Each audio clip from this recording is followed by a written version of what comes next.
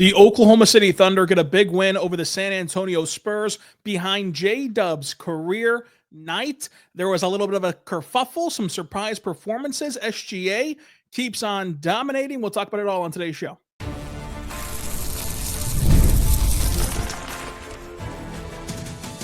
You are Locked On Thunder, your daily Oklahoma City Thunder podcast. Part of the Locked On Podcast Network, your team every day.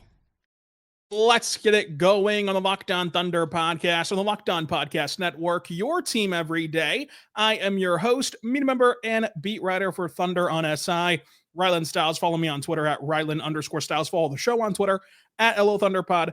Email the show, LOThunderPod@gmail.com. On today's show, brought to you by FanDuel, Jalen Williams has a career high night. OKC finds a win through the Scuffles, and some surprising outings as well. Today's show is brought to you by FanDuel. Right now, new customers can get $150 in bonus bets if your first $5 bet wins. The story of this game is Jalen Williams. J-Dub goes for a career-high 41 points, 6 rebounds, 7 assists, a steal, and a block. Look, they left him in an extra possession to let him get the and one and let him get the 41 points, but he had a career-high night before the white flags were waved. And Jalen Williams' outing tonight just shows you what's possible for this Thunder team. It shows you all the possibilities for them to pull away, for them to win games. Because was this a clean night for the Thunder? Obviously not. And it's rare that you see a team play a 48-minute perfect game. There were different segments of this game where they didn't look their best, but what was consistent the entire way was Jalen Williams' scoring production, SGA's production that kept you afloat, that kept you within striking distance, that grew you big leads, and you were able to finish it off with a win. But tonight, what you saw from Jalen Williams was very reminiscent of what you saw from him Wednesday against Brooklyn in a similar game where Brooklyn caught fire from three, shot way above their skis, and the Thunder had to wait around for that three-point variance to calm down. Jalen Williams was there, though, with a huge fourth-quarter performance, that time along Chet Holmgren, this time alongside Isaiah Hartenstein. But the root of how J-Dub gets it done is consistent. Like whenever he's at his best, when he's getting downhill, when he's very aggressive with the ball in his hands, and that shows up at the free throw line. 7 attempts, and he made all 7 of them. The free throw percentage for J-Dub has sneakily been less than desirable, right? He needs to be better at the free throw line. And tonight, he not only got there at a better rate, he converted on all of them, had multiple and ones, and even his misses tonight were really great processes where he missed a step back at the elbow mid-range jumper, which you want him taking those shots. It's what made him so good a year ago. And 2 times this week, fourth quarter J-Dub has reappeared because of these rudimentary things that he has to do consistently. He has to do night in and night out. And I think he's figuring out that process because he's made tremendous strides as a defender this season to where I would put him in an elite category on the defensive end. He's a rare player who can switch 1 through 5.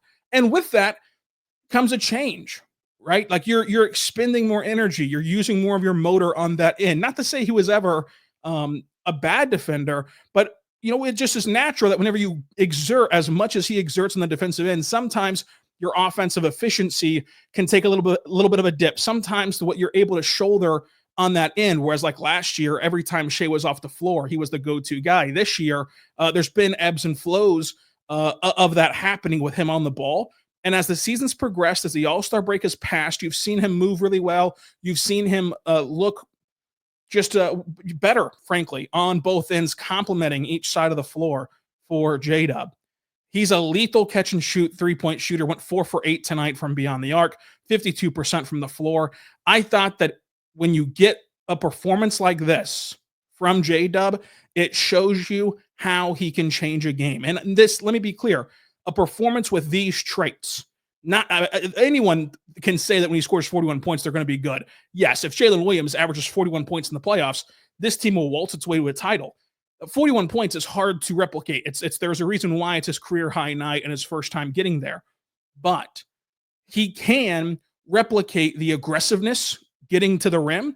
He can replicate what I thought was one of his better games. And this week, has been one of his better weeks of poise, being under control with the ball in his hands, dictating the pace, and helping his teammates find better looks as well.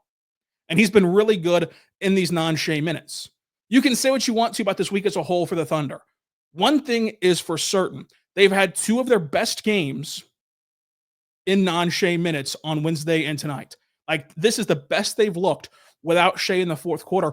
Both games against Brooklyn and San Antonio, the non-Shai fourth quarter minutes made it, unnecessary for Shai to return and make an impact in that final frame.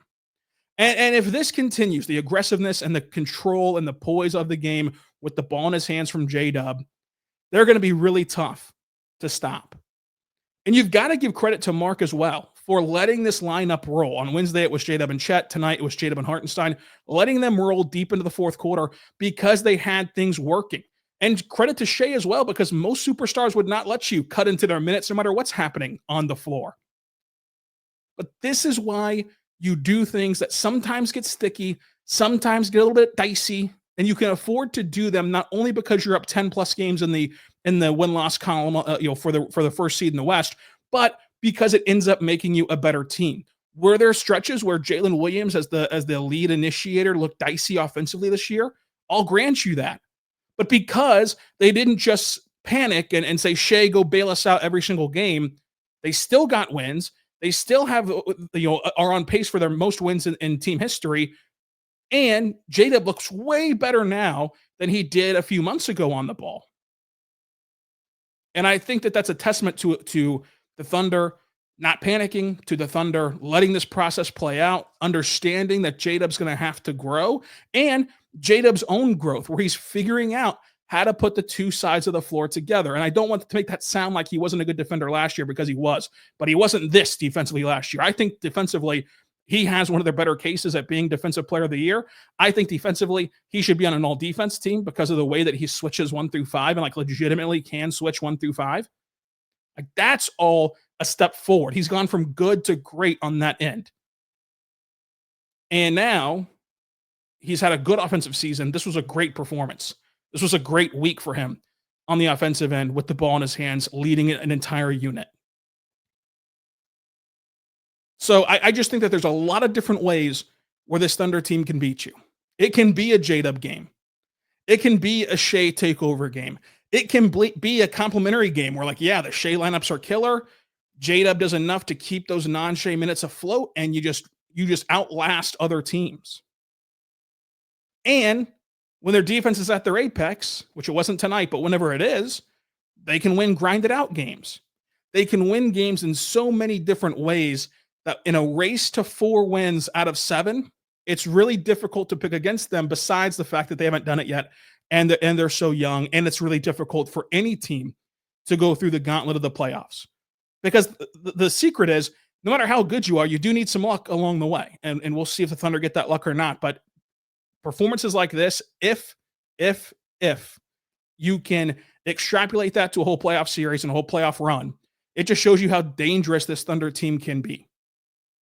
And we've now seen it twice in this last week.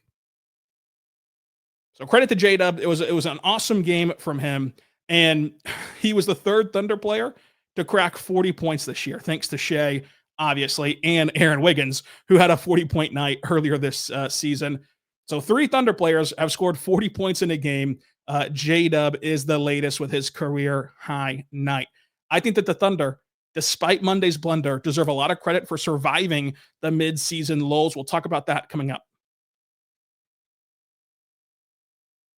But first, I want to say right now, about our good friends over at FanDuel, go check out FanDuel today, because when the games tip off, the NBA action is just getting started. There's no better place to get in on the FanDuel action than America's #1 sports book.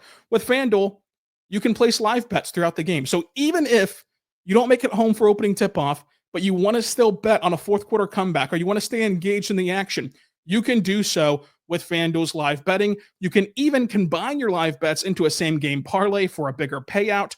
Right now, new FanDuel customers get $150 in bonus bets if your first $5 bet wins, just by visiting FanDuel.com to join today. That's FanDuel.com for your shot at $150 in bonus bets. Make every moment more with FanDuel, the official sports betting partner of the NBA. The Thunder play again on Monday, so you can always check out FanDuel. There's always a Thunder game right around the corner. And when you do, you will see that the Thunder right now are 8.5-point favorites against the Houston Rockets on the second night of a back-to-back. Will that hold out? We'll see how the lines update tomorrow, but FanDuel.com to get started. We're back on the Locked On Thunder podcast, on the Locked On Podcast Network, your teams every day. Here, talking Thunder Spurs. Look, this has been a week, right? Like the collapse against Minnesota was tough, but I went through that game and showed you all the different ways that they were really just a bounce away from avoiding that becoming a talking point, right? Yes, they missed a lot of threes. They went 2 for 15 in the fourth quarter, but they missed 15 attempts were wide open. They missed all but 2 of them. That's really tough variance to have to deal with. And yes, Brooklyn and San Antonio scored more than what you would have given them credit for on paper. That's fair and obvious. But a lot of that had to do with just shot making and guys who you want to shooting the ball and actually knocking it down. So again, this defense has had dips at times, especially this week. And this has been the first week where they've really been questioned. The Thunder, that is. They've really been questioned. But you look at tonight, and Steph Castle was nailing threes 3 steps behind the line. Was he open 3 steps behind the line? Yeah, he was open because the Thunder stayed disciplined. They stayed to their scouting report on a 28% three-point shooter. He made it. Credit to him. Spurs also made shots where guys are closing out hard. They get there in time to contest, and they made it. Credit to the Spurs for making that shot. Vassell hit a floater in the lane over contesting Isaiah Hartenstein. Okay, he hit a floater over a 7-footer. The turnaround jumper at the elbow over J-Dub. Like, it happens. So credit to the Spurs and for Brooklyn for hitting their shots and making them go down. But as you saw with each team, it's not sustainable. It wasn't sustainable for the Spurs tonight. It wasn't sustainable for Brooklyn tonight. And yeah, you can pull the numbers and like compare what this Thunder defense has been post All-Star break to what it was pre-All-Star break. And pre-All-Star break, they were historic. For 2/3 of this season, they've been a historically great defense. And for a week here, they've been fallible. They've been a defense that you can poke holes in. Because the Thunder are going through the natural mid-season ebbs and flows, the mid-season lull that every team goes through. I made this comparison on Monday that people were freaking out after that Monday game. Is this indicative of the Thunder not being as good as we think that they are, despite their record, despite the stats, despite what we felt 24 hours ago? Is this indicative of anything serious? That, if the Thunder don't defend like they didn't defend Monday, then yeah, they're not going to win. Just like if the Warriors, those all-time great Warrior teams, didn't shoot threes at a high clip, they wouldn't have won. So let's take that same example. Because as you pull the All-Star break numbers on this Thunder defense, also go see that the Warriors' worst shooting months, those years that they were just a sharpied into the finals since October, their worst shooting months were February and March. Now that's an extreme example, right? That's a team that was bona fide and was a title threat every single year, and we knew what they were. Whereas this Thunder team, we don't know how it's going to perform in the playoffs. But what I'm saying is, what this Thunder team is built on is by having a incredible defense and suffocating out possessions. Have they done that this season? Yes, by and large, they've done that, except for this week since the All-Star break. On the flip side, the Warriors' run to the finals, their first finals run, when did they not shoot the ball as well as what made them a juggernaut? February and March. It's a tale as old as time, a song as old as rhyme, that teams who are so dominant in the regular season oftentimes take a minor step back in February and March. And if this is your step back, if this is what the Thunder are weathering, they're 4-1 from last Sunday to this Sunday. They're 4-1. Now that one loss, complete collapse. And if they had one shot go in, they'd be 5-0. And you shouldn't blow a 25-point lead, even with all of the explanations that you can give for Monday, which we gave on this show. You can go back and listen to. But they're 4-1. in what's been, I think, their most trying week defensively. I think their worst week defensively. So their worst week of the season of what makes them so great, they went 4-1. Also very similar to those Warrior teams that, yes, they shot the ball poorly for their standards in February and March. Still won. Still found ways to win. And that's what makes teams different. When you get down 18 to Brooklyn, you got to go find a way to win it. They only got down 9 today, but the Spurs made some runs and made tough shots, and the Thunder found a way to go win it and flip the game back into its favor. So, I think that the Thunder keeping to find ways to win, even when it's not perfect, is still a good thing. And you'd much rather win ugly than lose pretty. Plus, you look at this defense. When did the defensive lulls happen? Especially over this last week. Defensive lull on Monday. When did it happen? Well, when Hartenstein went out and you're left with no center. Defensive lulls today. Well, Hartenstein was on the bench. Jalen Williams is in there. Don't really have rim protection. And then Wednesday was just, you still haven't found your defensive identity when you're playing with two bigs, because it's such a dramatic change from how you play defense with one center to then having both of them on the floor that you could not have that same defensive intensity, switching everything that you're accustomed to having, and it got you into a pretty big hole. But 2 of the 3 bad defensive games that you would point to, you didn't have a center on the floor. And so, excuse me, if we're not going to sit here and judge what this Thunder team is or can be during the J. Will minutes, and that's no knock to J. Will. I think that J. Will's a really good player for the 82-game season. But he's not a 16-game player. I think that relying on J. Will in the playoffs wouldn't be a great thing. It's why this team in the playoffs, I don't think will play J. Will too much. And you need both.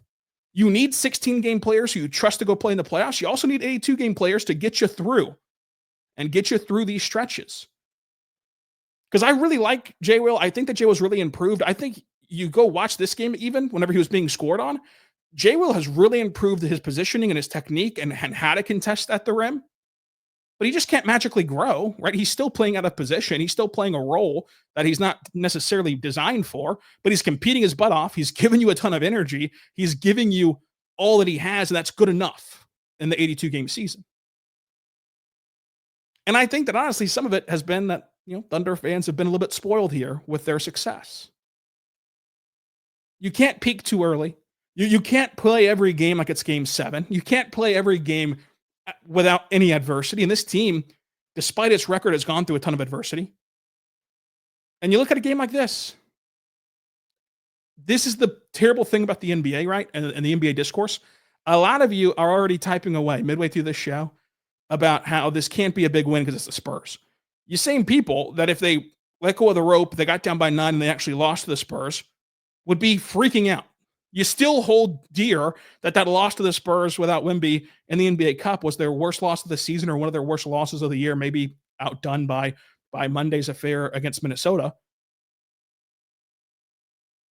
So they deserve credit for winning. They deserve credit for battling through not having 2 of their best rotational pieces, not having their fastball, and still getting a win. And so if this is the midseason lulls that every team goes through and this is how good the Thunder look, sign me up. Sign me up for what this looks like for Oklahoma City. The Thunder and Spurs also got into a little Donnybrook. I mean, it honestly might be upgraded to a brouhaha from all the different angles that are coming out of this dust stop. But Champagnie and Kenrich Williams got into the tussle initially. And then Lou Dort runs over and him and Sohan get into it. And this felt like the longest stretch that a scuffle's ever drawn on for the Thunder this year, who've been in plenty of scuffles this year, plenty of dust ups. But in the end, they lost Lou and they lost Kenrich to ejection. The Spurs only lost Champagnie to ejection. I have no idea how Sohan wasn't tossed as well. I think if you toss Dort, you got to toss Sohan as well. But Sohan only issued 1 technical foul. So you lose Dort for the remainder of the year. Not year, sorry. You lose Dort for the remainder of the game. Who is, of course, one of your better defenders, but wasn't shooting the ball well tonight. You lost Kenrich, and you're losing even more bodies now. Now you've lost 2 more, up to 4 now, rotational pieces gone, and you still found this way to win. Again, I don't get how Sohan was not ejected and gone for the rest of the game, but I do love the edge the Thunder have this year. And this is a little bit different from a year ago. Not to say that they were soft a year ago, but they didn't have this same edge where once a month they're getting into dust ups. Once a month they're not letting you push them around and taking umbrage with stuff. They didn't take a lot of umbrage a year ago. And for what it's worth, I think that that's a big improvement. Is it something that will decide a season? Who knows? Probably not. But it is interesting to note that I do think that this team has gotten more chutzpah about them than they did a year ago, if you will. Coming up, SGA has 30 points again through three quarters. Ousmane Dieng, in the midst of the carnage of losing bodies left and right, he stepped up and had a really good contest. Cason Wallace set a tone and more. I want to tell you right now about our good friends over at DoorDash. Go check out DoorDash today. NBA fans, get ready. As they swish, you save thanks to Dash Pass. Every time a player drops 50 or more points in a game, you score a huge deal the next day. It's simple. When any player scores 50 or more points in a game during the 24-25 regular season, Dash Pass members get 50% off an order, up to $10 off the next day from noon until midnight. So you have a game day feast after epic 50-point performances. You can celebrate by ordering wings, pizza, or burgers from your favorite spot. Or if you stayed up a bit too late, didn't pack your lunch, you can get lunch on the go for a quick and easy lunch the next day with Dash Pass. You get your favorite meals with $0 delivery free, reduced service fees, plus now even more of a savings thanks to this exclusive NBA offer. Go sign up for Dash Pass and get ready to save. When a player scores 50 or more points, Dash Pass members get $50 off in order the next day, up to $10 off just by using promo code NBA50 from noon to midnight after a 50-point game on eligible orders at participating locations. Must have an active Dash Pass account. Terms and conditions apply. Again, visit DoorDash to learn more. We're back on the Locked On Thunder podcast, on the Locked On Podcast Network, your teams every day. Thank you so much for making us your first listen every single morning, every single day. We're here for you talking Thunder basketball. SGA had 30 points in three quarters again, finishes with 31 points, 8 assists, 4 rebounds, a steal, 2 blocks, 52% from the floor, 3 for 5 from three. Note SGA's second half shooting numbers from three. He shot 42% from three in February. He was 3 for 5 tonight, and he's been electrifying as a catch and shoot shooter. And so as this team gets healthy, as you feel more confident with J-Dub on the ball, and you feel more confident with the playmaking chops of a Isaiah Hartenstein, take a look at how the Thunder can really dive into his catch and shoot ability. He's shooting 47.9% on catch and shoot threes. Interesting to note how things can turn and what other wrinkles you can have up your sleeve come playoff time as these trends grow and become bigger sample sizes. 8 for 9 from the free throw line. Shai just continues to hit ridiculous shots that like nobody should be able to hit, and somehow he does, and now it's became like so normalized that we hardly ever talk about it, but he deserves a hat tip for the tough shot making in the mid-range. 31 minutes of action. Wasn't needed in the fourth quarter, truly, because of how good those lineups were we talked about earlier. But just to note how dominant the Thunder have been and Shai has been, through three quarters, if games ended after three quarters, Shai would still be averaging 27.4 points per possession. I'm sorry, 27.4 points per game if games ended after three quarters. He's been thoroughly dominant in every facet. Ousmane Dieng gave you winning basketball today. And this was next man up exemplified. You're down 2 rotational players. You lose 2 more in the scuffle. And you got a massive boost from Ousmane Dieng, who played a very complimentary role off ball offensively and defensively to this Thunder team. His first play of the night, he attacks off a catch and finds J-Dub with a pocket pass in the dunker spot for a slam. He knocks down a catch and shoot 3, ends up with 7 points in his own right, 2 rebounds and an assist.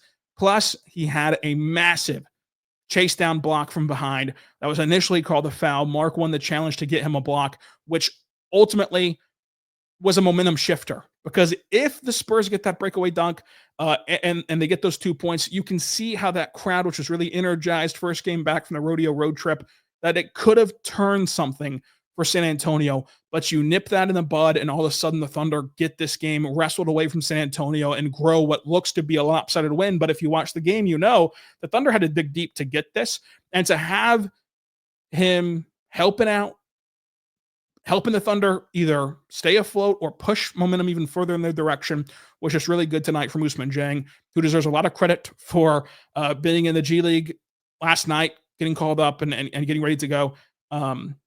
I'm sorry, not Ousmane Dieng in the G League, but he was dealing with the wrist injury last game. Now he's ready to go off that wrist injury, and he was able to help you out a lot in this game. Cason Wallace, I thought that he showed you tonight that he was a tone setter. 8 points in the blink of an eye, finishes with a steal, 4 assists, 3 boards, and 19 points. He was a plus 21. Cason Wallace is an electrifying defender that forces you into your second or third or fourth action in a single possession, and it's what leads to stops. His deflections that discombobulate an offense and leads to worse shot quality on the lower shot clock because of these deflections. He comes up with a steal. He's smothering you to where even if you hit the shot, it's textbook defense that makes life very difficult for you to settle into a game. And Cason was awesome. 50% from the floor, 4 for 8 from 3 in 34 minutes. I thought Cason deserves a lot of credit. I thought Aaron Wiggins also deserves credit because Wiggins has been on this heater since the turn of the new year. He's been on this heater, averaging 18 points per game in February. He had 3 points at halftime and was like, 1 for 5 at half? He ends with 17 points, 50% shooting from the floor, and 5 for 8 from 3. 3 rebounds, 2 assists, and a steal with 24 points off the bench. Whenever you look at him staying the course, I think that it shows you that this stretch here is more than just a blip. It's more than just a hot streak. It's an approach. It's a mindset.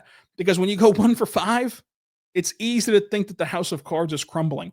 Or you've been riding this hot streak. You're 1 for 5. You have 3 points halfway through a game. You want to go get it all back in one play. You want to go turn the game all in one play.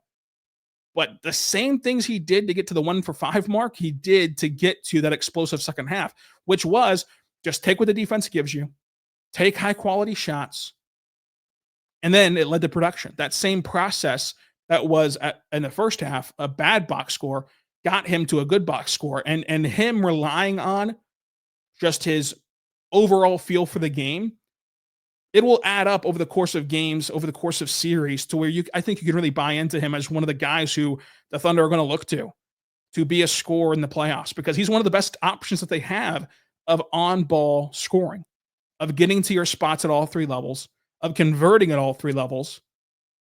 Plus, he's also a connective player off the ball as a play finisher for this team. And I thought defensively, while we can talk about the Thunder in general, I thought Wiggins showed a lot better defense that sometimes the Spurs hit the shot, so he's not going to get credit for. Like there was one play where he was playing the gap and then flew out really well to the corner, contested the corner 3. The 3 went in. But like that's stuff that Wiggins has gotten better at in terms of his burst to close out and play between 2 and use all of his defensive fundamentals to become a better defender. And then, like we mentioned before, the Castle 28-footer, it was a soft closeout because you're playing to your scouting report. You're playing to what you know about Castle as a 28% three-point shooter. That once the shot goes in, then people freak out of like, well, why wasn't anyone around him? Because he's shooting 28% from 3, and he's taking a 28-footer. You sign up for that shot every single day, and if he burns you, okay, he burnt you. So I thought that his defense has been improving along with the offense, but the offense, of course, has been a lot louder because it's more in your face than his defensive role, which is ideally for the Thunder away from the ball. Caruso, after his best shooting month of the year, gave you 10 points off the bench, 2 assists, a rebound, and a steal. I think Caruso is one of your better transition players, running the floor with the ball in his hands and as an off-ball player, and then a really good transition defender. And a good transition defender, not just for himself, but getting other guys in alignment or reading what other guys are doing on his own team to then understand who's going to be left open. Like there was a play where it's transition and he starts out on the left side of the floor, but he sees who everybody's picked up and is seeing that the right corner 3 is going to be wide open, and he darts his way there to contest that 3. I thought Caruso is just a really high level competitor, high basketball IQ, and that sort of presence will be massive for the Thunder come playoff time. Isaiah Hartenstein also had a double-double. And you're seeing the functionality between him and J-Dub, where like, yes, Hartenstein individually is a really good talent, but his talent is maximized next to J-Dub, next to Shai. And this team is not just built by all these talented guys. They all have talent, but they all have talent that complements one another. Whenever you see Hartenstein throwing down that alley-oop, grabbing rebounds, getting second chances, ending possessions on the glass, his rim presence to deter shots, of course, he's still your second best rim protector. But man, if Hartenstein's your second best rim protector, you got things pretty good. And Hartenstein had himself a night with 10 and 11 tonight. I thought that the Thunder have really let him, it feels like this week, play more off the dribble, where he had a possession in this game where it's back to the basket and Barnes is behind him. Cason cuts through to make sure that's isolated and nobody can help Barnes with his back, with Hartenstein's back to him. And Hartenstein turns around, throws a floater up over Barnes, and it goes in. You saw against, I believe it was Brooklyn, where he has it at the top of the key and he's playing off the dribble to the rim. Like, all these different elements are still getting added to just Hartenstein's game. And so this team is still coming together over this last few stretch of the season, these last few, whatever it is, 20 games of the year. It's all coming together for Isaiah Hartenstein. The Thunder get a win over San Antonio and win the season series. That was in jeopardy at times in this game, but the Thunder still got the win. They won the rebounding battle. They won the turnover battle 12-7. And the Thunder shot 50 from the floor, 54% from the floor, 43% from three, and 85% from the free throw line. All better marks than the Spurs, except for the Spurs shot 56% from the floor. Points in the paint was actually dead even. Thunder won second chance points 21-13, and they won fast break points 15-6. Good game from the Thunder. Now they have to turn around and do it again and beat the Houston Rockets tonight inside the Paycom Center. We'll have the fallout of that game all on this show. Until next time, be good and be good to one another.